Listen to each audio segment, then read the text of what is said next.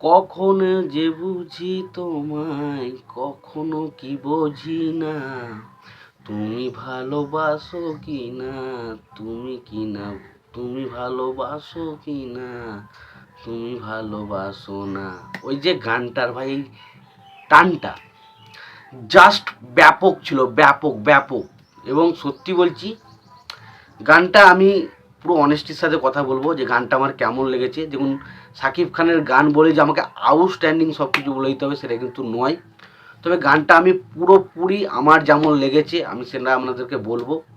তবে গানটার এই যে লাইনটা বললাম, কখনো কি বুঝি তোমায়, কখনো কি বুঝি না, ভালোবাসো কি না তুমি, ভালো তুমি বাসো না, এই যে লাইনটা, এই লাইনটা জাস্ট ব্যাপক ছিল, ব্যাপক ছিল। এবং সত্যি বলছি, এই গানটা প্রীতম হাসানের গলায় আমার কিন্তু বেশ ভালো লেগেছে, বেশ ভালো লেগেছে। তবে দেখুন, যদি আমি কম্পেয়ার করি ওই প্রিয়তমা গানটার সাথে, যে রোমান্টিক সংটা এসেছিলো সেখানে, এবার দেখুন সেইটা আমার যদি মনে হয় এখনও কিন্তু আমার প্রিয়তমা গানটাই ভালো লাগে। বাট আমি কিন্তু তার মানে এটা কখনোই বলছি না যে এই গানটা খারাপ। এই গানটা আমার ব্যাপক ব্যাপক লেগেছে। তবে হয়তো হতে পারে যে দুদিন 5-6বার শোনার পর আমার গানটা হয়তো আরও, এই গানটা হয়তো বেশি ভালো লেগে যেতে পারে। কিন্তু প্রিয়তমা গানটা কোথাও না কোথাও আমার এখনও মন ছুঁয়ে যায় এবং আমার দারুণ লাগে। এবং এই গানটাও একটা মিষ্টি গান হয়েছে, মিষ্টি গান হয়েছে।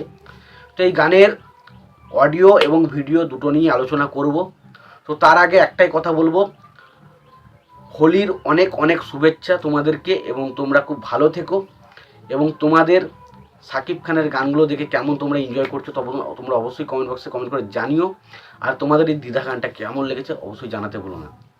তো দ্বিধা গানটার যা বিষয় যাওয়ার আগে, গানটা গেয়েছেন কে? তো গানটা গেয়েছেন হচ্ছে প্রীতম হাসান। গানটার মিউজিক কে করেছেন? না, গানটার মিউজিক করেছেন প্রীতম হাসান। গানটা লিরিক্সটা লিখেছেন হচ্ছে ইনমুল তামিন। এবং ছবিটার সিনেমা ফটোগ্রাফার হিসেবে কাজ করেছেন, মানে যেটুকু আমরা ভিজুয়াল যেটা দেখতে পাই সেটা করেছেন হচ্ছে আদিল শেখ। তো দেখুন, আমি প্রথমত যদি গানটার দুটো সাইড নিয়ে আলোচনা করি, দেখুন গানটার অডিও ভার্সনটা কিছু জায়গায় বেশ ভালো, তবে কিছু কিছু জায়গায় একটা ডিসেন্টলি লেগেছে।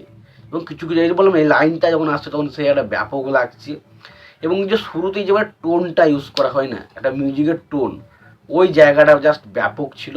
এবং ওই টোন টাইপের যে মিউজিকটা যখন যখন ওই গানটার মধ্যে আসে, সেই জায়গাটা ব্যাপক লাগে। সেই জায়গাটা নিয়ে জাস্ট কোনো কথা হবে না, জাস্ট ফাটাফাটি লাগে সেই জায়গাটা।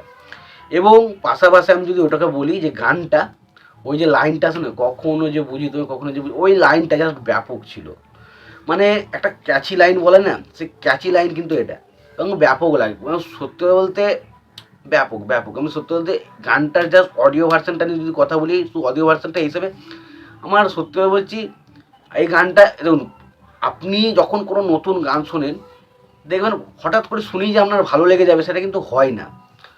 তো এই গানটা তার মধ্যে এমন একটা গান যেটা কিন্তু আমরা শুনলে ভালো লাগছে।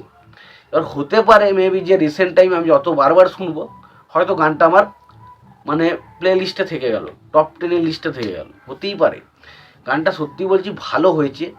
তবে যেহেতু এর আগে আমাদেরকে অনেক ভালো ভালো গান ডেলিভার করা হয়ে গেছে প্রিয়তমা, তো আমার কাছে মনে হয়েছে ওই তুলনায় এতে একটু খারাপ। বাট গানটা ওভারঅল আমি যদি জিজ্ঞেস করি, গানটা বেশ ভালো।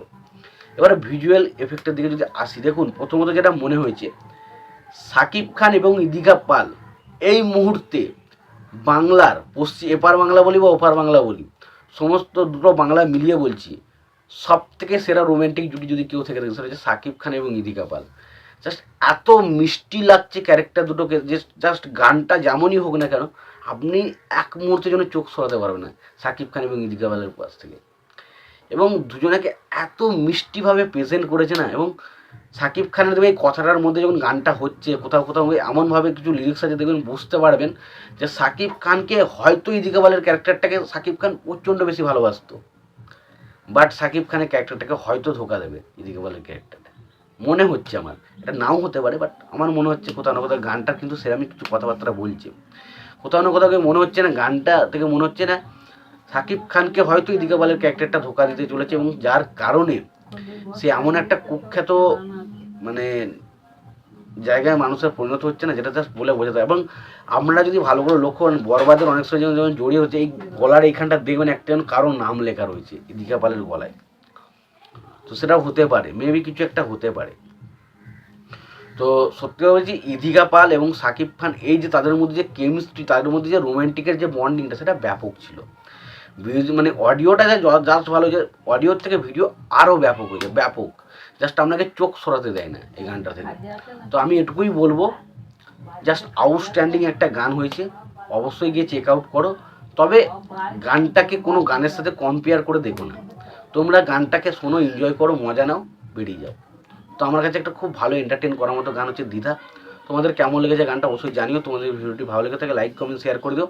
চ্যানেলটা নতুন হয়ে থাকলে অবশ্যই তোমরা চ্যানেলটা সাবস্ক্রাইব করে নিও, পাশে বেল আইকনটা অবশ্যই প্রেস করে দিও। ভালো থেকে সুস্থ থেকে দেখাচ্ছে পরে ভিডিওতে।